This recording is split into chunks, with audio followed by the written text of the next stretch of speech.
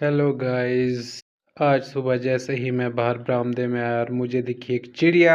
मैंने इसे उठाया और देखा क्या ये ठीक है या इसे कहीं लगी है कुछ है, पर ये बिल्कुल ठीक थी। आप भी देखिए, सुबह सुबह मैंने आज चिड़िया पकड़ी है। फिर हमने इसको थोड़ी देर के बाद उड़ा दिया। आज की सुबह बहुत अच्छी रही।